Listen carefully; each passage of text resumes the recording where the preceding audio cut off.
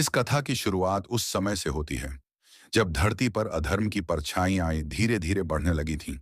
One सूने पड़ रहे थे, राज्य अशांत थे और प्रजा न्याय के लिए तरस रही थी। उसी समय आकाश में एक दिव्य घोषणा गूंजी, धर्म की रक्षा के लिए प्रभु स्वयं अवतार लेंगे। शु- अयोध्या नगरी में प्रकाश फैलने लगा। सूर्योदय जैसे आज कुछ अधिक शांत था। इसी दिन राजा दशरथ के राजमहल में जन्म हुआ चार दिव्य पुत्रों का, राम, भरत, लक्ष्मण और शत्रुघ्न। अयोध्या ने जैसे पहली बार पूर्ण सांस ली। वक्त बहता गया। राम बड़े हुए, धैर्य से, शौर्य से और अद्भुत विनम्रता से। उनके व्यक्तित्व में एक ऐसी शांति थी जो किसी गहरी नदी की तरह बस बहती जाती है। लोग कहते, राम को देखकर लगता है मानो धर्म ने रूप धारण कर लिया हो। एक दिन विश्वामित्र ऋषि महल आए। उन्होंने दशरथ से कहा, राजन, मुझे राक्षसों से यज्ञ की रक्षा करनी है। मुझे राम चाहिए। दशरथ व्याकुल हुए, पर राम ने पिता का हाथ थामकर कहा, पिता, सेवा और रक्षा यही मेरा धर्म है। और वे ऋषि संग निकल पड़े। वन के रास्ते। आकाश मौन था। पेड़ खड़े थे जैसे किसी गुप्त संकल्प में। उसी मार्ग पर राम ने ताड़का का वध किया। ऋषियों ने पहली बार राहत की सांस ली।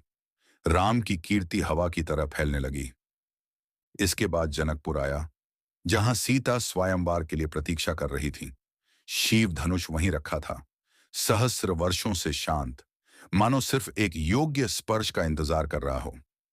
सभा में सब जोर आजमाइश कर चुके थे। धनुष उठना तो दूर, उसकी एक नजर भी भीतर कंपन पैदा कर दे। राम आगे बढ़े। धरती जैसे कुछ क्षण थम गई। उन्होंने धनुष को उठाया और अगले ही पल एक दिव्य नाद गूंजी। धनुष टूट चुका था।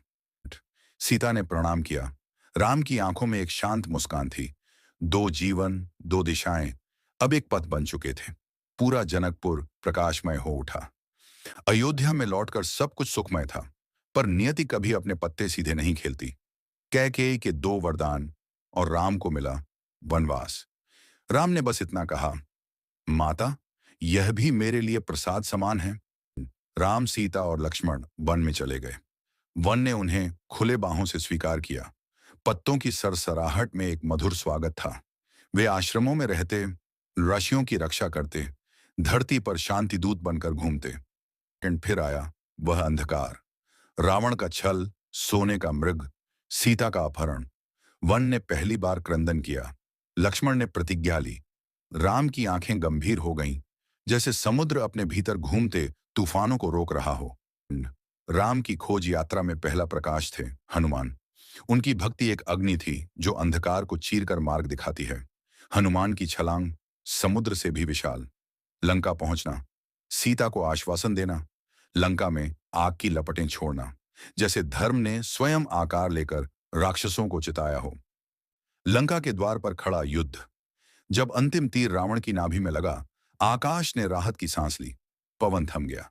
युद्ध भूमि शांत हो गई। धर्म जीत चुका था। ताकि अग्नि परीक्षा, राम का अयोध्या लौटना, प्रजा का स्वागत, मानो पूरे राज्य ने प्रकाश को फिर से छू लिया हो। राम राज की स्थापना हुई, जहां न्याय था, करुणा थी और हर प्रजा परिवार समान थी। शासन को कर्तव्य समझा, सम्मान नहीं। उनकी दृष्टि में राजपद सेवा का भार था, गौरव का मुकुट नहीं। इसीलिए राम राज्य आज भी एक आदर्श है। समय के साथ उनकी कथा फैलती गई। हर गांव, हर द्वार, हर अग्निकुंड के पास राम की गाथा सुनाई जाती रही। क्योंकि यह सिर्फ एक युद्ध की कहानी नहीं, यह मनुष्य के भीतर बसे प्रकाश का स्मरण है। हर युग में अंधकार आता है, पर हर युग में कोई ना कोई राम अवश्य जन्म लेता है।